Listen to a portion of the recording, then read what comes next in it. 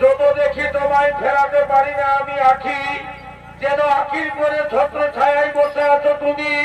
বলো বলো প্রিয়ে, এই নিবিড় বাঁধনে চিরদিন থাকিবে তো তুমি? স্বামী গো, কি কথা বলো তুমি আমায়?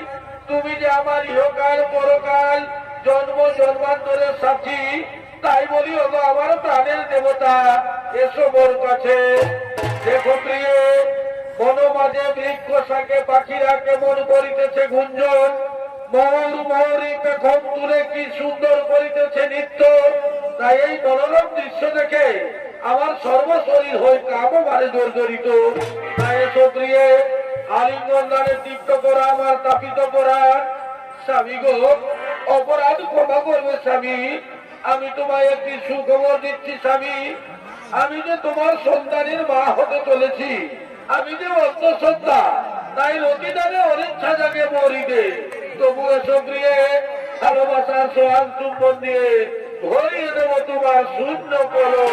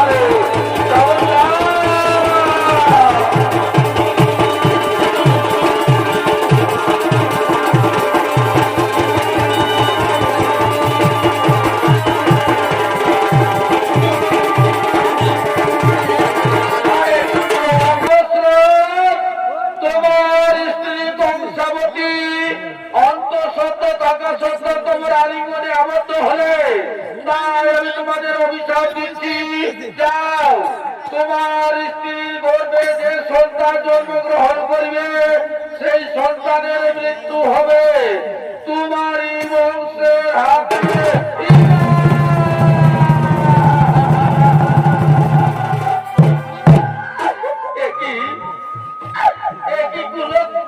কথা শুনলাম আমি, শুনলে তো কংসাবতী, আকাশবাণী আমাদের কি বলে গেল, আমাদের এই সন্তানের মৃত্যু হবে আমার এই বংশের।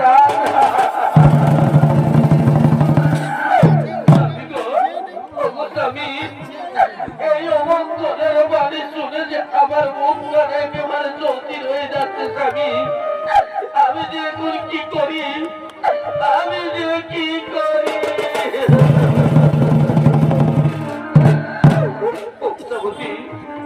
কংসাবতী, তুমি কোনো চিন্তা করো না কংসাবতী, আমি তোমায় কোথায় চলো এখন আবার আমাদের নিজের আলোয় যাই।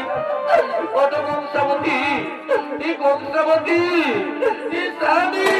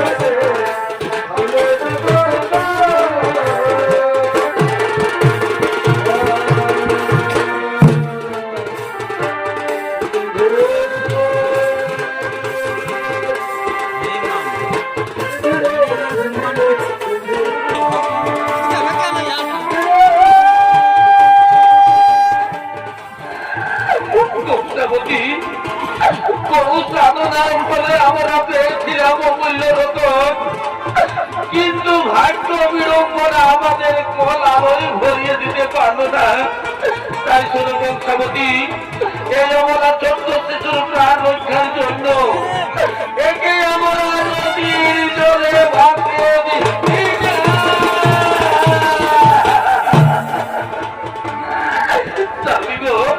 আমি যে তার মা, আমি কিভাবে তাকে নদীর জলে ভাসিয়ে দিতে পারি স্বামী? যাকে আমি 10 মাস 10 দিন গর্ভে ধারণ করেছি, তাকে আমি কেমন করে নদীর জলে ভাসিয়ে দিতে পারি স্বামী? কেমন করে?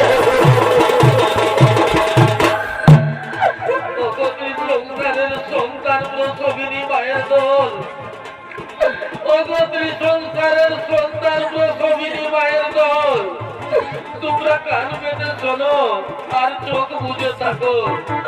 দৈব বাড়ি রক্ষা করতে গিয়ে আজ আমি মা নই, আজ আমি রাক্ষসী। কংসাবতী, কান্নাকাটি করে কোনো লাভ হবে না কংসাবতী। আমাদের সন্তানকে রক্ষা করার জন্য এই উপায় ছাড়া অন্য কোন উপায় নেই কংসাবতী।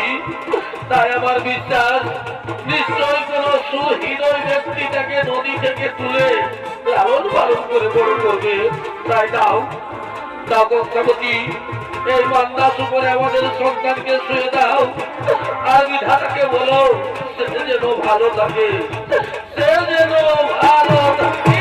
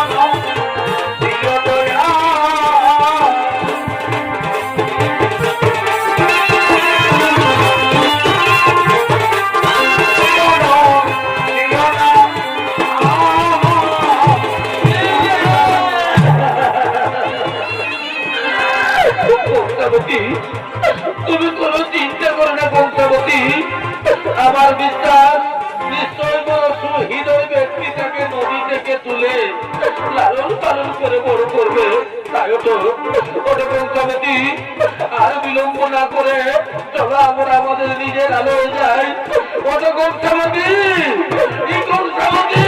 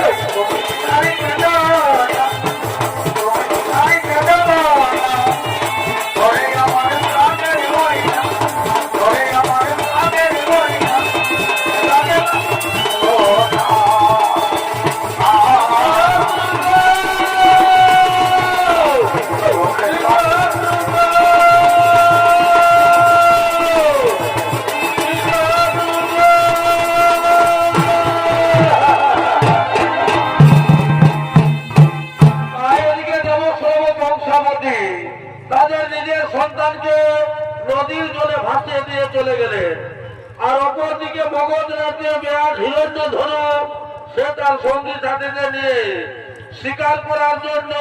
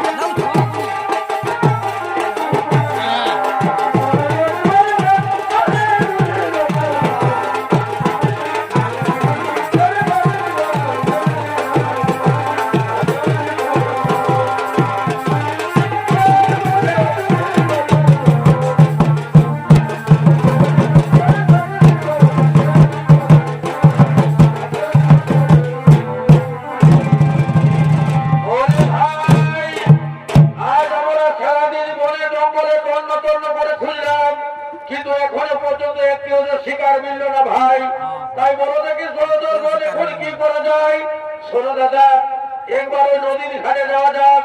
যদি কোনো জন্তু জানোয়ার জল পান করার জন্য সেই নদীর ঘাটে আসে, এ ভাই তোমরা ঠিকই বলেছো ভাই, তাই চলো এখন আমরা সেই নদীর ঘাটে যাই।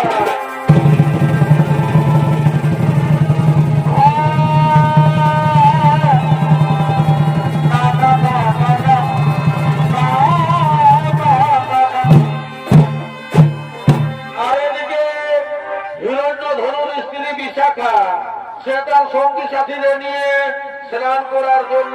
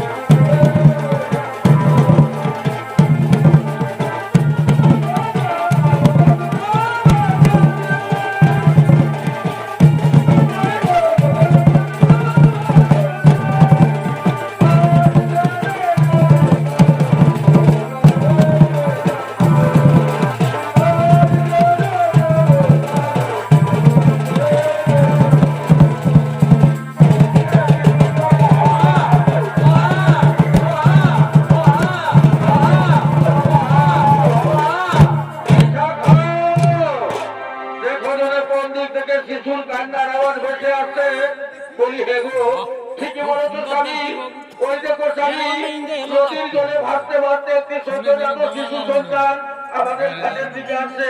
হে বিশাখা, তোমরা এখানে থাকো, আমি এক্ষুনি ওই শিশু সন্তানটিকে নদী থেকে তুলে নিয়ে আসছি।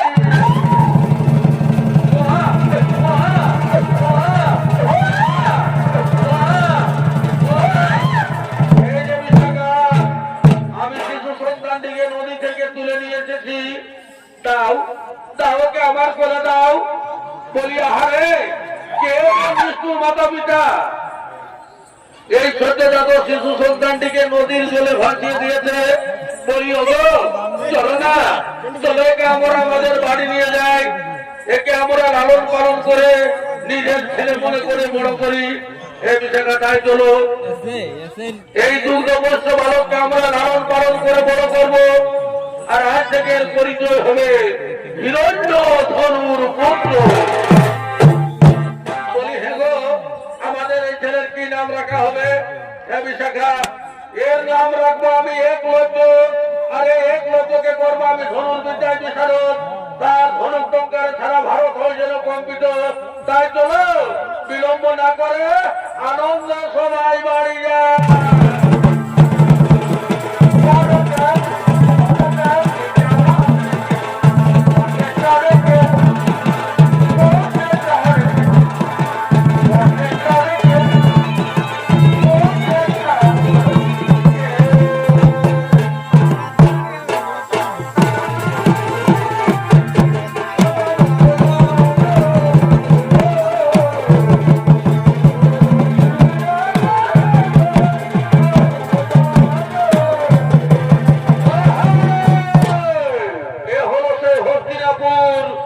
হস্তিনাপুরের অস্ত্রগুরু দ্রোণাচার্য গুরু ও পাণ্ডবদের নিয়ে অস্ত্র শিক্ষা শিবিরে করেছেন আগমন।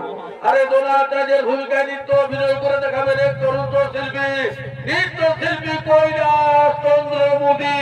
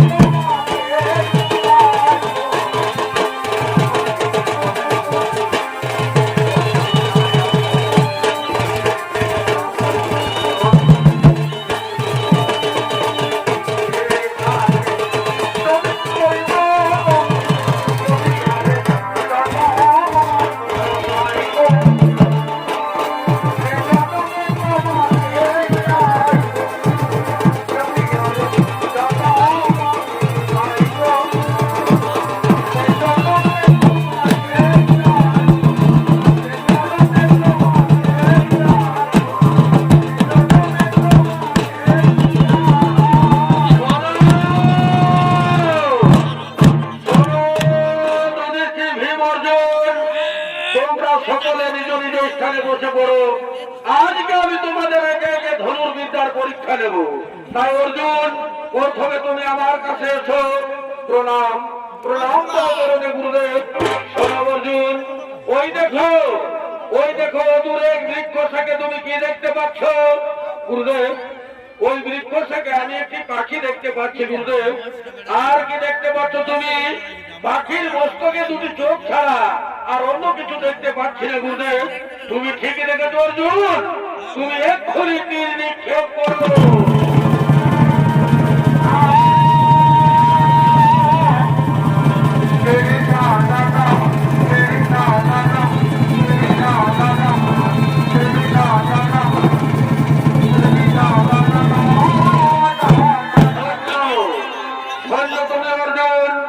মহাভারতের প্রধান তীরন্দাজ হলে তুমি ধনুর্বিদ্যা সমকক্ষকে হুরাই এই ভারত মাঝারে।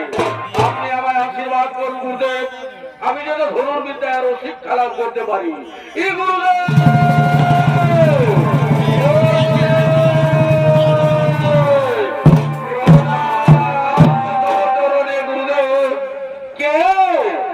কে তুমি? কি বানাম? কোথায় ধাম? কি কারণে এসেছো এখানে?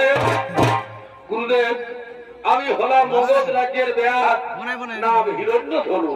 এ আমার পুত্র, নাম একলব্য। একে আপনার কাছে নিয়ে এসেছি ধনুর্বিদ্যা শিক্ষার জন্য। কি ব্যাস হিরণ্যধনু? শোনো ব্যাস হিরণ্যধনু, আমি নিচ্ছি ছোট জাতের ছেলেকে শিক্ষাদান করি না। আমি শিক্ষাদান করি ক্ষত্রিয় এবং রাজবংশের ছেলেদের। তোমাদের মতো ছোট জাতের লোক, তোমাদের মতো নিচ্ছিন দরিদ্রের লোক আমার অস্ত্র শিক্ষা শিবিরে প্রবেশ করার অধিকার নেই। কি বললে গুরুদেব? আমরা নিচ্ছিন দরিদ্র বলে, ছোট জাত বলে অপমান করে তাড়িয়ে দিচ্ছ? দিক দিকে তোমার এই সমাজের সর্বকালের অগ্রাধিকার। জানি না আমি পূর্বজন্মে পাপ করেছিলাম। তুমি শান্ত হো পিতা, বহু পুণ্য ফলে আমি পেয়েছি মানব জনম। তাই আমি গুরুদেবের কাছে নত শিরে বলছি, আজ যখন আমি অবহেলিত লাঞ্ছিত, তখন প্রতিজ্ঞা করে বলছি আমি গুরুদেব দ্রোণাচার্যের শরণাপন্ন হয়ে ধনুর্বিদ্যা শিখবো। তাই চলো পিতা, চলো এখন আমরা সেই নিজ আলোয় করি আগমন।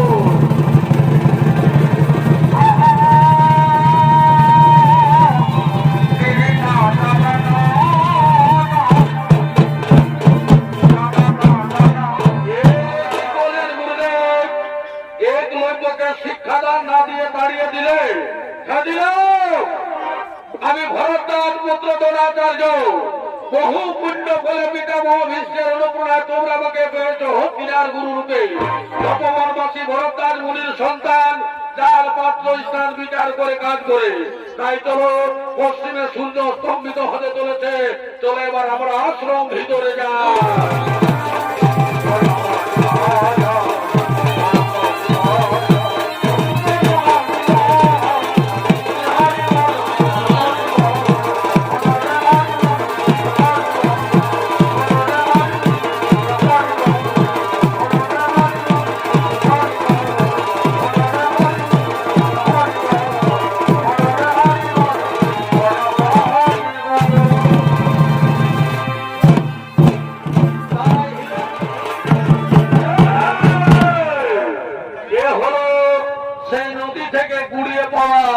হিরণ্যধনুর ছেলে একলব্য।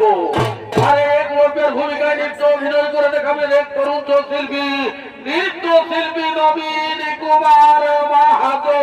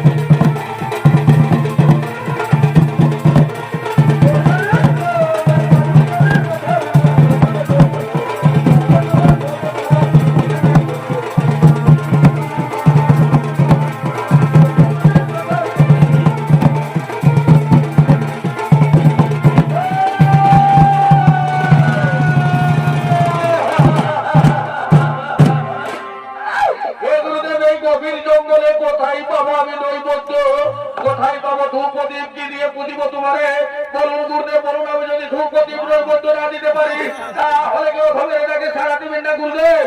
এই ছোট জাতের ছেলেকে কি সারা দিবেন না? আমি জানি না মন্ত্র তন্ত্র, আমি জানি না সাধন ভোজন, আমি এটুকু বলবো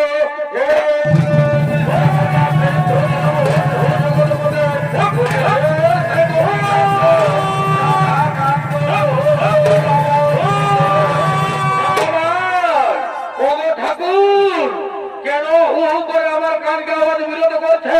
কেন আমি মন্ত্র বলতে পারছি গুরুদেব? কেন কেউ কেউ শব্দ আমার কানে আছে? ভগবান দিবেন না ঠাকুর, আমি কি আমরা তিনটে পারবো? এই কেউ কেউ শব্দ স্মরণ করে আমি মারি মান, আর যদি আমি মারতে পারি তাহলে আমি ঈশ্বর বলে দিতে, ভগবান বলে দিতে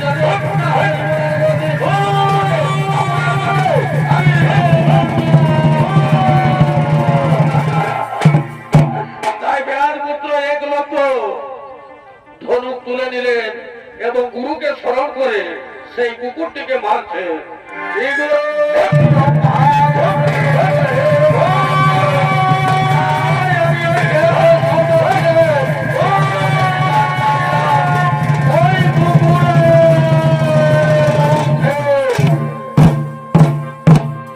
তাই এদিকে কুকুরটি ছটফট করছে, কিন্তু ঘেউ ঘেউ করতে পারছে না। এমন সময় অষ্টগুরু দ্রোণাচার্য তার শিষ্যদের ঐক্য ধরে নিয়ে আসছে। তাই দূর থেকে কুকুরটিকে লক্ষ্য করে শিষ্যরা বলছে, এই গুরু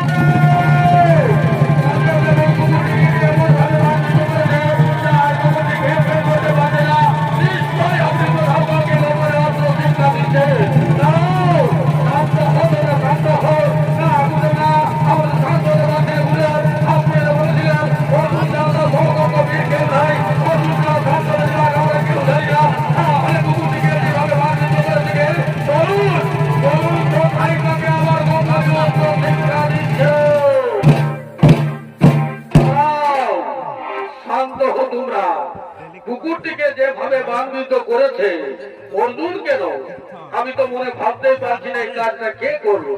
নিশ্চয় রয়েছে জঙ্গলের মধ্যে কোনো মহান পুরুষ, কোন মহান ধনুর্বীর রয়েছে জঙ্গলের মধ্যে। তাই চলো সেই মহান পুরুষের চরণ দর্শন করে আমরা মুক্তি লাভ করি। চলো চলো আমরা তন্ন তন্ন করে খুঁজে বেড়াই কে সেই মহান পুরুষ, কে সেই ধনুর্বিদ্যায় বিশারদ রয়েছে। তাই এদিকে একলব্য অষ্টগুরু দ্রোণাচার্য আছে জানতে পেরে তার চরণে চরণাশ্রিত হওয়ার জন্য হাহাকার করে ছুটে আছে।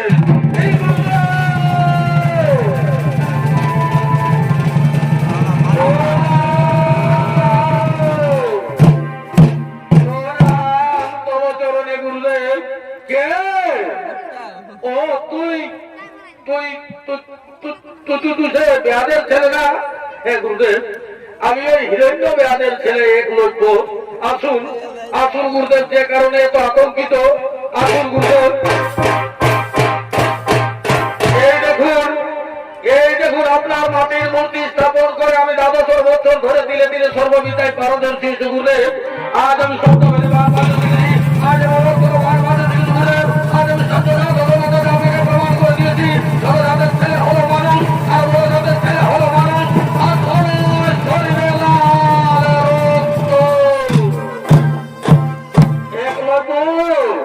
গুরুদেব, তুই তাহলে আমাকে গুরু বলে স্বীকার করেছিস। হে গুরুদেব, তাহলে কি তুই জানিস যে গুরুকে গুরু দক্ষিণা দিতে হয়? শুনেছি শুনেছি গুরুদেব, পিতা বইয়ের কাছে শুনেছি গুরুর কাছে দীক্ষা নিতে হলে তাকে দক্ষিণা দিয়ে ঋণ শোধ করতে হয়। হ্যাঁ, ঠিকই শুনেছি। তাহলে তুই তোর গুরুকে দক্ষিণা দিয়ে ঋণ মুক্তি হতে চাস? হ্যাঁ গুরুদেব।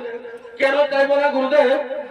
আজ যদি আমি এই মাটির মূর্তিটাকে 12 বছর ধরে পুজতে পারি, আর সত্য জাত আমার কাছে দক্ষিণা চাইবে আর আমি দেবো না, এ হতে পারে না গুরুদেব, এ হতে পারে না। বলুন না, বলুন আপনার কি লাগবে সেই দক্ষিণা? দাঁড়াও, দক্ষিণা কি লাগবে আমি ঠিক সময় নিয়ে দেবো। আর তাছাড়া যখন তখন দক্ষিণা দেওয়া যায় না, তার কারণ তোরা হচ্ছি ছোট জাত, নিচিন দরিদ্রের ছেলে তো। তা একবার এদিকে উল্টেবি, আবার ওদিকে হবি, এদিকে হবি, আবার ওদিকে হবি। তাই তুই যদি আমাকে দক্ষিণা দিতে চাস, তাহলে তোকে আগে 30 সত্য বন্দী করতে হবে।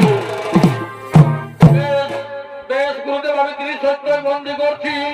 সাক্ষী থাকো চন্দ্র সূর্য, সাক্ষী থাকো ৩৩ কোটি দেবতাগণ, আরো সাক্ষী থাকো সমস্ত ক্ষত্রিয় দল, আরো সাক্ষী থাক আমার ছোট জাতের ভাই বন্ধুরা, সাক্ষী থাকো গরিবের মা বোনেরা, সাক্ষী থাকো সমস্ত দর্শকরা, সাক্ষী থাক আমার মাটির মধ্যে দোলা যাজো, এই ছোট জাত দোলা যাজো আমার কাছে না যাবে, সে যদি মাথা দেয় আমি মাথা কেটে দেব। ওরে বেহাদের পুত্র একলব্য, আমি মাথা নেব না বাবা, আমি মাথা নেওয়া গুরু ৯ বছর, আমি মাথা নিয়ে কেন তোকে চিরতরে নষ্ট করে দেবো বাবা? আরে সামান্য খানি আমি তোর কাছে দক্ষিণা চাই, বলুন বলুন গুরুদেব কি লাগবে দক্ষিণা? ওরে মেয়াদের ছেলে একলব্য, তুই সত্যি যদি আমাকে গুরু দক্ষিণা দিতে চাস তাহলে আস্তে আস্তে দান কর, তোর মুখে প্রফুল্ল রাখার জন্য, তোর মুখে মনোরঞ্জন করার জন্য আস্তে আস্তে দান কর, তোর সেই দান হচ্ছে বৃদ্ধা।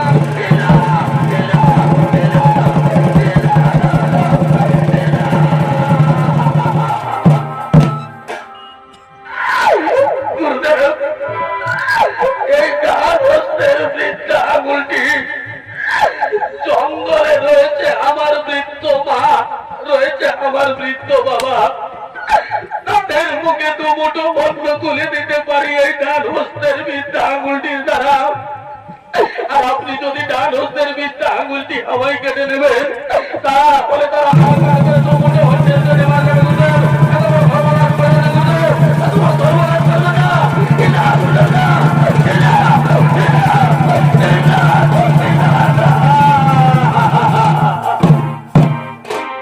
পুত্র, আমি জানি রে ছোট জাতের ছেলে, এক্ষুনি না করেছিস খানিক্ষণ বাদে হা করবি, তার জন্য আমি তোকে ত্রিসত্যবন্দী করে দিয়েছি রে ছোট জাত। ওরে ছোট জাতের ছেলে, ওরে একলব্য, ওরে বেহাদের ছেলে, ত্রিসত্য কথার মানে জানিস বাবা? গুরুদেব আপনি একবার চিন্তা করে দেখুন গুরুদেব, জঙ্গলে রয়েছে আমার বৃদ্ধ মা, রয়েছে আমার বৃদ্ধ বাবা, তাদের মুখে দু মুঠো অন্ন তুলে দিতে পারি বৃদ্ধা আঙুলটির দ্বারা। আর আপনি যদি দক্ষিণা স্বরূপ আমার ডান হস্তের বৃদ্ধা আঙুলটি কেটে নেবেন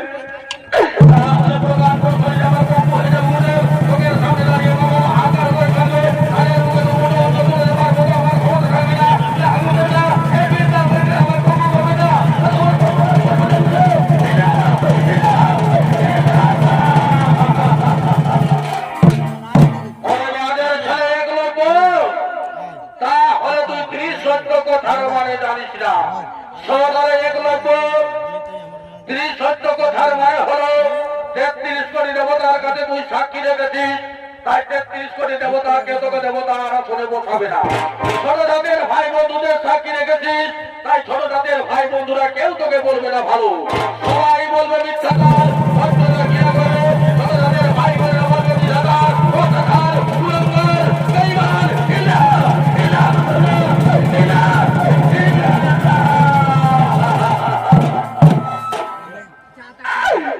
ভগবান, এই কথা শোনার আগে তুমি আমার মৃত্যু দাও ঠাকুর, তুমি আমার মস্তকে বজ্রাঘাত।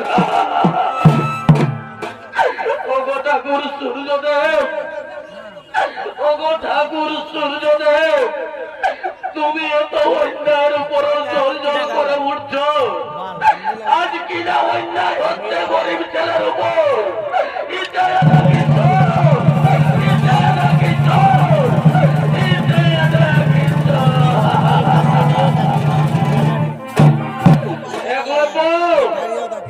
দক্ষিণা দান হতে দামি করিব দক্ষিণা দিয়ে যাবেন এই ছোট জাতে, ছোট জাতকে চিরতরে ঋণ গায়ে রেখে যাবেন না গুরুদেব। তাই আমি বলছি ওরে ছোট জাতের ভাই বন্ধুরা, তোরা মুখ খুলিয়ে সবার কাছে বলবি ছোট জাত কোনোদিন বেইমান হয় না, কোনোদিন মিথ্যাচার হয় না, কোনোদিন অত্যাচার হয় না। এই পুজোর লোনা গেল ছোট জাতের ছেলে মিথ্যা করে নিয়ে আমার চিরতরে ঋণ করে দাও। এই নাও, এই নাও মাতা ভক্তের মিথ্যা করো।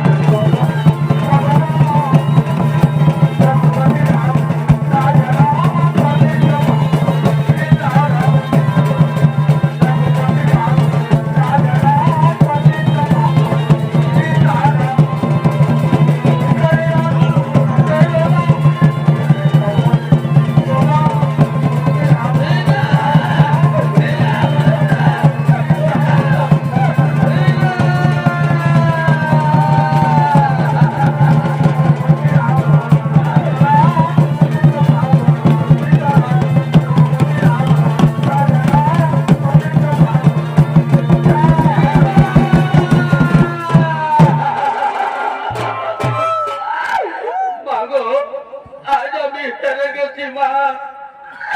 এই প্রকাণ্ড শরীর এখন আমার পঙ্গু মা, এই প্রকাণ্ড শরীর পঙ্গু। মা গো, তোমরা কিছু খেয়েছো না রে বাবা? আমরা যে দূরের পথে বসে আছি বাবা, আমরা কোথায় পাবো? সন্তান মানুষ করেছি এক মুঠো অন্যের জন্য, আর আজ এক মুঠো অন্ন যদি আমরা না পাই, আমরা তোকে সন্তান বলে অভিশাপ দেব না রে। ঈশ্বরের কাছে তুই পাপী হয়ে যাবি। হে ভগবান, একদিকে অস্ত্রগুরু দ্রোণাচার্য, আর একদিকে জন্মদাতা পিতা ও মাতা। আমার ছোট জাতের ভাই বন্ধুরা, আজ আমি তোদের মুখ খুলিয়ে দিয়েছি না, তাই আজকে যেন মা বাবার কাছে অভিশপ্ত না হই, তাদের মুখে দু মুঠো অন্ন তুলে দিতে পারি, তার জন্য দু এক টাকা সাহায্য করো বাবুরা। এই দু এক টাকা